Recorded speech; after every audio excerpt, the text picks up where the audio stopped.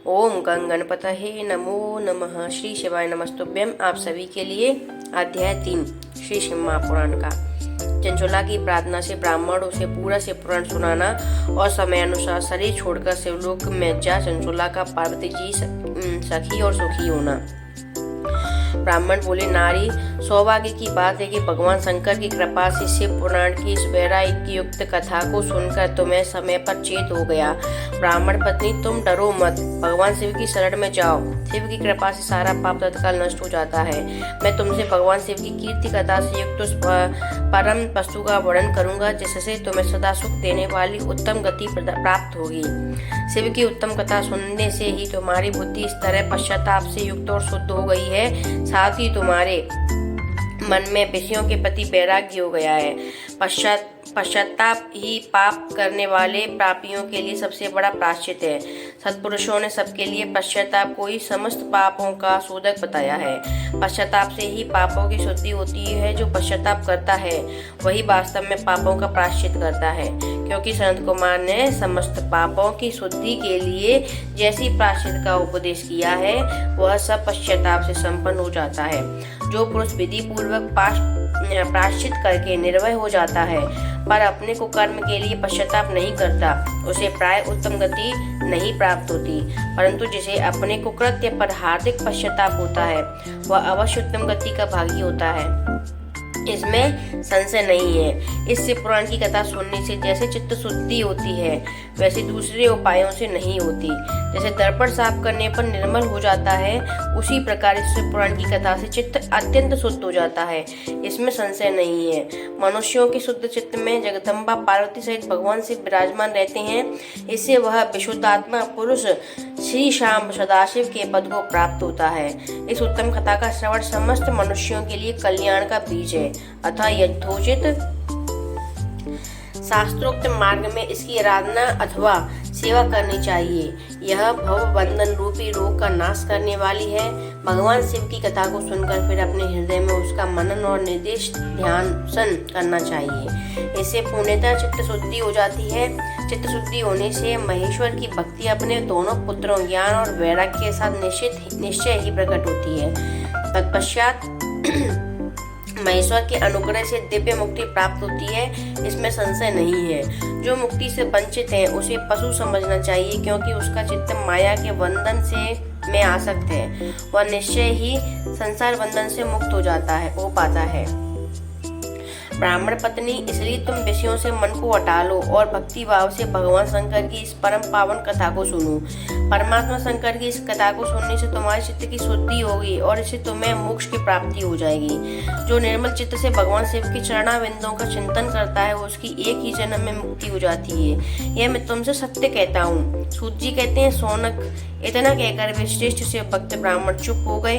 उनका हृदय करुणा से आर्द्र हो गया। वे शुद्ध चित्र महात्मा भगवान शिव के ध्यान में मग्न हो गए। तदंतर बिंदु की पत्नी चंचला मन ही मन प्रसन्न होकर उठी। ब्राह्मण का उक्त उपदेश सुनकर उसके नेत्रों में आनंद के आंसू झलक आए थे। वह ब्राह्मण पत्नी चंचला हर्ष भरे हृदय से उन श्रेष्ठ ब्राह्मणों के दोनों चरणों में गिर पड़ी और हाथ जोड़कर बोली, मैं कृतार्थ हो गई।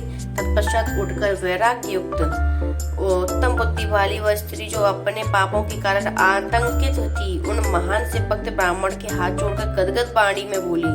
चंचला ने कहा, ब्राह्मण से भक्तों में श्रेष्ठ स्वामी आप धन्य परमादर्शी हैं और सदा परोपकार में लगे रहते हैं, इसलिए श्रेष्ठ साधु पुरुषों में प्रशंसा के योग्य हैं। साधु मैं नरक के समुद्र में गिर पड़ी हूँ, आप मेरा उद्धार कीजिए। पौराणिक अर्थ तत्व से संपन्न जिस सुंदर शिव पुराण की कथा को सुनकर मेरे मन में संपूर्ण विषयों से वैराग्य उत्पन्न हो गया है, उसी शिव पुराण को सुनने के लिए समय मेरे मन में बड़ी श्रद्धा हो रही है।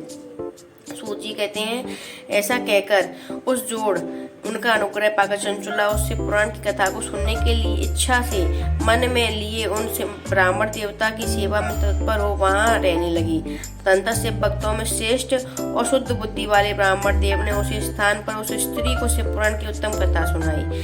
इस प्रकार उस गोकुल नामक महाक्षेत्र में उन्हीं श्रेष्ठ ब्राह्मण से उसने शिव पुराण की वह परम उत्तम कथा सुनी जो भक्ति ज्ञान और वैराग्य को बढ़ाने वाली और मुक्ति देने वाली है। उस परम उत्तम कथा को सुनकर वह ब्राह्मण पत्नी अत्यंत कृतार्थ हो गई।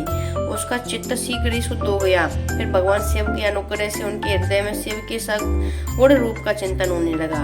इस प्रकार उसने भगवान शिव में लगी रहने वाली उत्तम बुद्धि पाकर शिव के सच्चिदानंदमय स्वरूप का बारंबार चिंतन आरंभ किया। तत्पश्चात समय के पूरे होने पर भक्ति ज्ञान और वैराग्य से युक्त हुई चंचला ने अपने शरीर को बिना किसी कष्ट के त्याग दिया।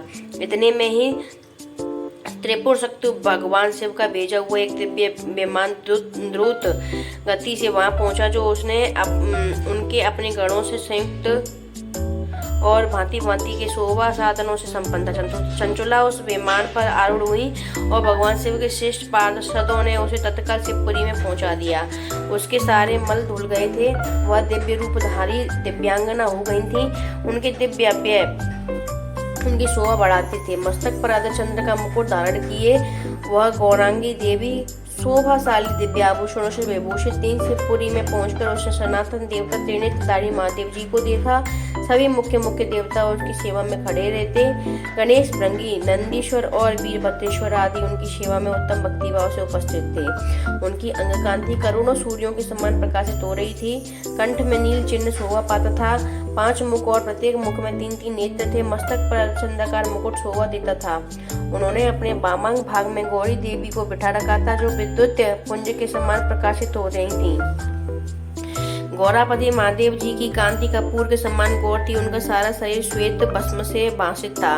शरीर पर श्वेत वस्त्र शोभा पा रहे थे। इस प्रकार परम उज्ज्वल भगवान शंकर का दर्शन करके वह ब्राह्मण पत्नी चंचला बहुत प्रसन्न हुई। अत्यंत प्रीति युक्त होकर उसने बड़ी उतावली के साथ भगवान को बारंबार प्रणाम किया। फिर हाथ जोड़कर वह बड़े प्रेम, आनंद और संतोष से युक्त हो विनीत भाव से खड़ी हो गई थी। उसके नेत्रों से आनंदाश्रुओं की अविरल धारा बहने लगी थी और संपूर्ण शरीर में रोमांच हो गया था। उस समय भगवती पार्वती और भगवान शंकर ने उसे बड़ी करुणा के साथ अपने पास बुलाया और सौम्य दृष्टि से उसकी ओर देखा। पार्वती जी ने तो दिव्य रूपधारी ऋणी बिंदुक प्रिय चंचला को प्रेम पूर्वक अपनी सखी बना लिया। वह उस परमानंद घन ज्योति स्वरूप सनातन में अविचल निवास पाकर दिव्य सौख्य से संपन्न हो अक्षय सुख का अनुभव करने लगी। ओम हर हर महादेव। श्री शिवाय नमस्तुभ्यम। आशा है आपको पसंद आएगी।